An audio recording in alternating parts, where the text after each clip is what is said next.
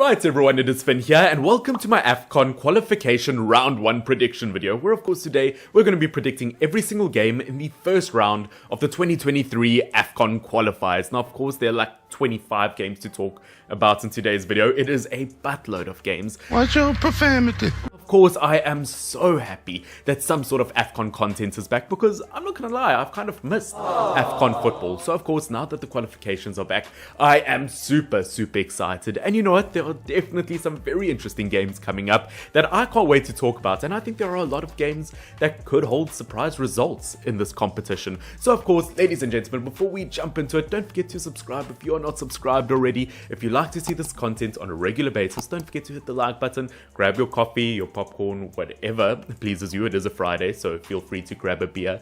Unless you are underage, then please do not do that. Okay.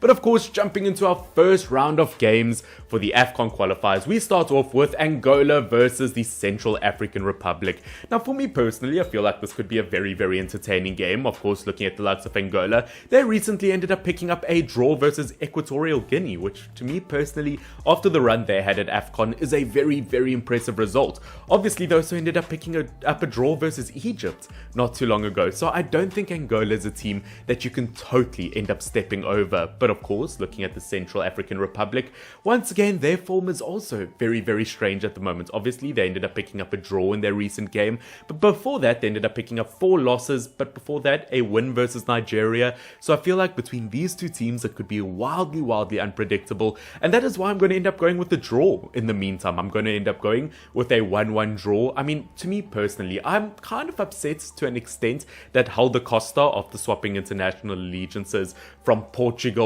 to Angola, obviously I feel like he should have had a bit more of an impact. I felt like leaving Leeds United to Valencia about a year or two ago, I felt like he really needed that big impact in his career. He hasn't quite done it yet, but I feel like maybe he could do it versus the Central African Republic. Now of course, jumping into our second game, we've got the likes of Libya versus Botswana. Now of course, for me as a Southern African myself, if I can call myself that, as a South African, always want other Southern African teams to do relatively well. So as much as I would like to back the likes of Botswana, I just don't know how much I back their ability compared to Libya. I mean, looking at the likes of Libya, 2 losses and 2 wins in their last 4 games, where if you look at the likes of Botswana, the last game that they ended up playing was in July last year, almost a year ago since their last international game. So of course, I mean, are they going to gel well as a team? Are they going to be able to bounce straight back? That's something I'm not too convinced about. And because of that, I am going to give Libya a 2-0 win. I mean, also looking at these two teams in terms of their FIFA rankings at the moment. I mean, at the moment, Libya are ranked 117th in the world, while Botswana is ranked 148th. So you know what? Libya going into this probably are the favorites, and I think it's going to stay like that throughout the game. Now, of course, next up, we've got what, in my opinion, should be a very easy game, as we have the Black Stars of Ghana versus Madagascar. Now, of course, if you guys have been watching my channel for a while, you'll know that I kind of have a thing for Ghana. I think that they are a seriously good squad. And of course, they've got the ability to bring in a few international players, a few new players. They have changed international allegiances, which, I mean, once again, they've got a brilliant squad. And although they didn't do well in the recent Afcon competition, the amount of talent, the pure talent in this team, they should have no problem versus the likes of Madagascar. In fact, I'm going to put forward a very comfortable and convincing 3-0 win. Although saying that, looking at the likes of King Julian and Madagascar, they ended up recently getting a win versus the DRC. So you know what? You never know, to be honest with you. But at the end of the day, I do think Ghana shouldn't have any problem, and they should pick up a very comfortable 3-0 win. Now, of course, that takes us to Malawi versus Ethiopia, and I'm not going to lie, that recent performance from Malawi in the recent Afcon, it was very impressive. Obviously, they ended up coming 3rd in a very difficult group. Obviously, the likes of Mango, I believe that's what the Pirates, the Orlando Pirates attacker's name is, the Malawi attacker. He had a very good competition. Obviously, it has just been said that he's going to move to the likes of Amazulu in the South African Premier League, which obviously, good luck to him there. But I mean, just looking at Malawi, I was very convinced with them at Afcon, and versus Ethiopia, who came dead last in their group, even under Cape Verde, I do really back Malawi's ability, and I do back them to get a 1-0 win. We'll have to see. I mean, hopefully King Julian here from Madagascar doesn't end up taking Mango. That might be one of my worst jokes yet. I'm not mad. I'm just disappointed. Now, of course, moving on, we've got Mozambique versus Rwanda. Now, I mean, for me personally, I don't really have a feel for a game like this. I've got no idea what to expect. I mean, looking at the likes of Mozambique and Rwanda, they are probably the two weakest teams within their qualification group. I don't have high hopes for either of them, to be honest with you. I mean, in terms of results, I feel like they're both very, very similar at the moment. And because of that, I am going to put forward probably a 1-1 draw. I think it's going to be very, very even between these two teams. Now, moving on, we've got a very, very tough game as we have Tunisia versus Equatorial Guinea. And I'm sorry if you guys can hear that. There's a plane flying over my house at the moment. In fact, that's probably Equatorial Guinea flying home at the moment, because I do believe Tunisia will end up picking a 3-1 win. You know what, Finn? Very good improv. I'm proud of that. But of course, looking at the likes of Tunisia, although they had a very, very slow start to the recent Afcon competition, they were missing a lot of key players. But once they all ended up returning to the squad, they looked extremely strong. Obviously, they will be going to Qatar at the end of the year in the World Cup. But of course, looking at Equatorial Guinea, they could pose a serious threat. Of course, they were brilliant in the recent Afcon, only ended up getting a 1-0 loss versus Ivory Coast. But versus the likes of Sierra Leone and Mali and Algeria, they ended up picking up the full 3 points. So you know what, I would not underestimate Equatorial Guinea, but versus this Tunisian team, I do believe that they should have the firepower and defensive power to snatch up all 3 points. Now, of course, moving on, we've got Egypt versus Guinea. Now, of course, I mean, to me, once again, should be a relatively easy decision, as Egypt, obviously finalists to the recent Afcon, they had a very, very good competition, although maybe they started slightly slow and they looked a bit too dependent on Salah at times, but as a team, we know how strong they can be with recent performances. And although Guinea also have some absolute superstars in their team and they have performed well over the last few years, I do think Egypt should be able to pick up a win, and I'm going to end up going with the 2-1 win. Now, of course, moving on, we've got the Comoros Islands versus Lesotho. Now, once again, I want a Southern African team to do well, but versus Comoros Islands, after the performance they had in the beginning of the year, once again, I just don't see it happening. Obviously, the Comoros Islands ended up getting to the round of 16 in the recent Afcon competition. I mean, they surpassed totally what I thought that they would be able to do in the competition. They escaped a very, very difficult group. So versus the likes of Lesotho, they shouldn't have any problems and they should be able to at least snatch up a 1-0 win. Now, of course, moving on, we've got Togo versus Eswatini, or Swaziland, depending on where you are from, which, by the way, the more you know, now you guys at least know that. But of course, looking at Togo versus Eswatini, once again, it's a game that I don't have too much of a feeling about. I mean, both teams are actually in relatively good form at the moment. Togo are 6 games unbeaten at the moment. I mean, they recently got a draw versus Senegal, along with a 3-0 win versus Sierra Leone. So Togo are in fantastic form at the moment. We're of course looking at Eswatini. I believe they are 4 games unbeaten at the moment. So it will be a tremendously, tremendously close game. And in terms of results, I kind of want to go for a draw, but I don't want to be boring. And that is why I'm going to put forward a 1-0 win in Togo's favour. Now, of course, moving on to Ivory Coast versus Zambia. As we know, once again, Ivory Coast, they look really good in the recent Afcon competition. But of course, I mean, once again, I feel like I'm saying of course a lot in this video. But of course, we did see them also kind of bomb out in an earlier fashion than they probably would have in their competition. We know how much quality this Ivory Coast national team has. They've got brilliant players. Once again, from goalkeeper to attack, they've got some of the best players in the entire world playing for top clubs around Europe. And versus the likes of Zambia, you would really hope that they could get a very convincing win. And that is why I'm going to put forward a 3-1 win. Once again, Zambia could surprise. As we know, Patson Daka on his day has been a brilliant striker for Leicester City. But other than that, I don't really have too much else to back them. And that is why I think Ivory Coast will end up getting a win. And then, leading on, we've got Burkina Faso versus Cape Verde. Now, for me, Burkina Faso were absolutely brilliant in the recent Afcon. I mean, if you look at them from Tapsoba to Kofi to Bertrand Traore, this Burkina Faso team has something special and they've got the ability to really pull out a surprise. I mean, the amount of quality and talent in this team, it's actually quite scary, which, I mean, compared to Cape Verde, once again, although they weren't necessarily horrible at Afcon. I do feel like, once again, compared to Burkina Faso, they don't quite have the same amount of quality, and that is why I do think Burkina Faso will end up snatching. I'm going to go for a 2-0 win.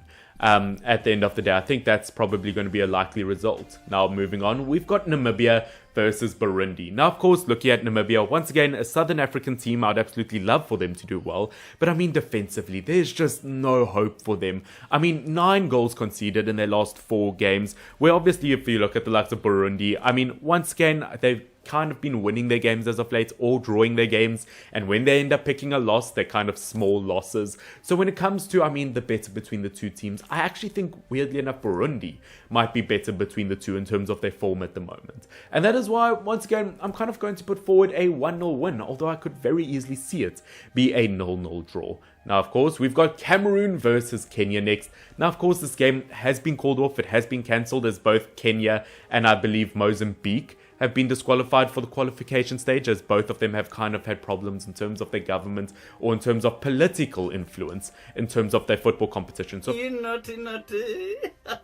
so of course, that game has been called off, and we have to move on, because of course we have Gambia versus South Sudan next. Now, once again, Gambia, absolutely impressive at Afcon. The likes of Jallo up front, the likes of their goalkeeper, the likes of the entire team really, really impressed me. And if you compare them to the likes of South Sudan, they probably are the better team. And you even looking at Gambia, they are the team that ended up getting a win versus Tunisia. So everything is pointing in the Gambia's favor, and I am going to end up giving them at least a 1-0 win, although I could see them get a much, much bigger win.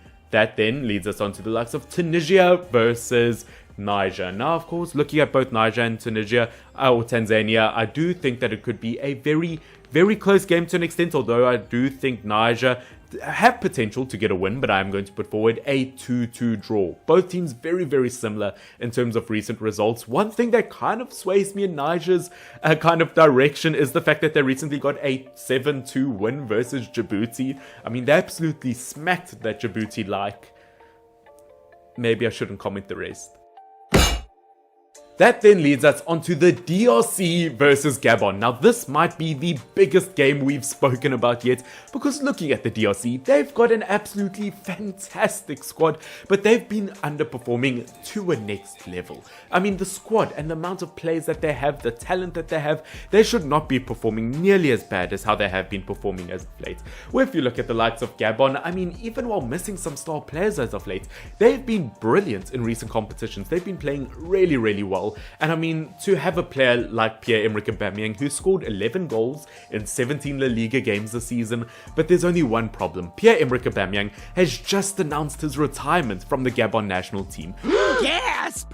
I mean, I have no idea why he wouldn't even at least play out the next kind of qualifications, at least, or at least try to play at the next Afcon. But of course, missing him is an absolutely gigantic loss for them. But saying that, looking at Gabon, they have been in really, really good form as of late. With Congo, you've been struggling, and I mean, unless you're really able to pull a surprise out, in my opinion, I am going to end up putting forward, I'm going to say a 2-1 win, although maybe it could be a draw. I would like to be proven wrong, but I don't see it happening. That then leads us on to Mali versus Congo. Now, between these two teams, I feel like it could be somewhat close, but over the last few years, we've seen a lot more from Mali. I think they've got some brilliant players in their squad. They've been performing really well when it comes to competitions, African competitions on a global stage. So between these two teams, I do think Mali should end up picking it. There are talks about 1 or 2 big names from Europe swapping international allegiances for them. And if that does end up happening, I can see Mali end up picking up a 2-0 win. Now, of course, talking about games that should be quite an easy win. Next up, we've got Senegal versus Benin. Now, of course, nothing bad versus Benin, but I have to go for Senegal, and I have to go for a 3-0 win. Obviously qualified for the upcoming World Cup. They obviously won the recent Afcon competition. There's just something about the Senegalese team that is so special. The amount of quality players they have in their team. Now, of course, one mistake that they cannot make is start off as slow as they did in the recent Afcon. If they start off the qualifications as slow, they could have a real problem of being eliminated. I was not impressed by their start of the competition.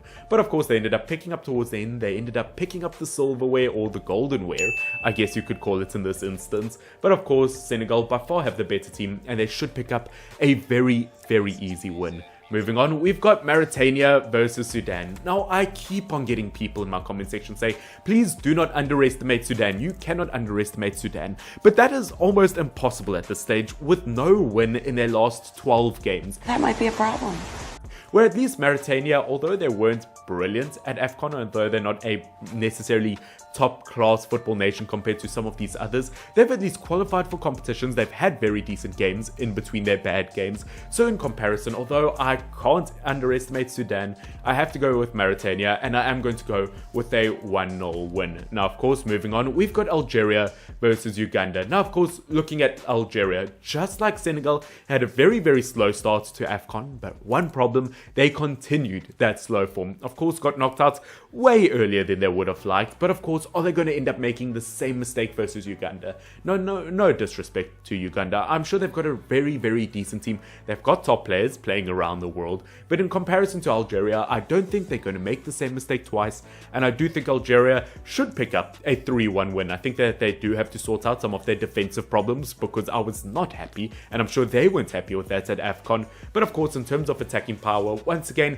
you kind of saw in that competition how heavily they almost relied on Riyad Mahrez, which I feel like is such a bad depiction of this Algerian team, because they don't just rely on Mahrez, they play really well as a team. So of course, that competition was a horrible representation of them, and I do think that they will change things around for this time. Now, of course, I believe that there are still some match day 1 games coming on at a later stage, and of course, we've got Guinea-Bissau versus Mauritius. Now, once again, I would really like to say that Mauritius have a fighting chance in this, but of course they are the lowest rank of all African nations in the qualifications this year. They are the lowest out of absolutely everyone if you look at them in terms of results. They recently got a loss versus Nepal, they got a draw versus Seychelles, they got a loss versus Sao Tome and Principe. There is absolutely nothing convincing about Mauritius, where once again at least Guinea-Bissau, we've seen decent things from them as of late. They've scored 6 goals in their last 2 games. Absolutely everything should be in Guinea-Bissau's favour, and I am going to give them a 2-0 win. Now, just like the Kenya game earlier, Zimbabwe versus Liberia. Now, once again, due to obviously political problems, this game has been cancelled. Now, of course, that takes us to our last 2 games of Afcon qualifications round 1, as we have Nigeria versus Sierra Leone and Morocco versus South Africa. Now, of course, looking at Nigeria versus Sierra Leone, as I've said before, I mean, the likes of Sierra Leone seriously impressed me in the recent Afcon. I mean, the results that they pulled versus some really, really top quality teams in that competition, they were deadly. They've kind of like brought themselves into the world of football. They've definitely lifted their name so far this year. But versus Nigeria, once again, although they got knocked out of the World Cup qualifications by Ghana, you still can't underestimate them. The amount of young talent they have in their team, it is absolutely brilliant. I mean, I think it would be an absolutely brilliant thing if they ended up getting the likes of Eze, if he ended up choosing them over the likes of England. I think it would be such an addition to that midfield for Nigeria. But at the end of the day, Nigeria still have a really good squad. And versus Sierra Leone, although as I said, Sierra Leone, really you can't underestimate them. Looking at these 2 teams in comparison to each other, I have to give Nigeria a 3-0 win. I think it will be relatively comfortable. They've got talent anywhere and absolutely everywhere on the pitch, and they should not lose a single point here. And of course, that takes us to our final game of the group stage, as we have Morocco versus South Africa. Now, of course, as a South African, I would like to say that I always have faith and belief in my team, but the reality is at the moment, South African football just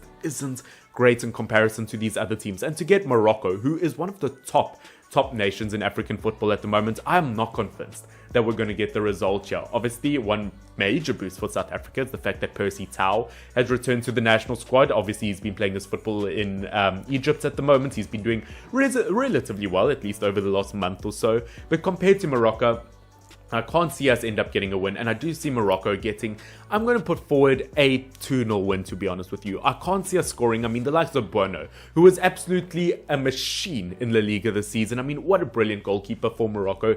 He was pretty much the same in the recent Afcon. Once again, they've got a brilliant squad with the likes of Saiss in the centre-back position. As we know, Hakimi is absolutely brilliant. Mazraoui, if he ends up joining the squad, and Niassiri, as we know, you could go throughout this entire Morocco team, and it is a world-class team, and it's just, I can't see us end up getting a result. But of course, ladies and gentlemen, that is it for my round 1 predictions for the Afcon qualifiers. Once again, yes, I know a lot of people are going to disagree with me. I mean, if you guys do disagree with me, just remember that most of the people in the world believe that their team is the best team in the world. So you know what, if you're going to just tell me how I'm just flat out wrong, just you can forget about it. You can stop typing. But of course, if you do believe that I was wrong and you do want to debate with it, if you want to get your opinion out, make sure to put your prediction in the comment section down below. Obviously, I mean, I'm not going to get every single prediction right. It is literally possible. But of course, I'm always interested to see what you guys end up saying. Of course, don't forget to subscribe if you want to see more of my content in the future, more predictions, more other football content, whatever it may be. Don't forget to subscribe. Don't forget to like.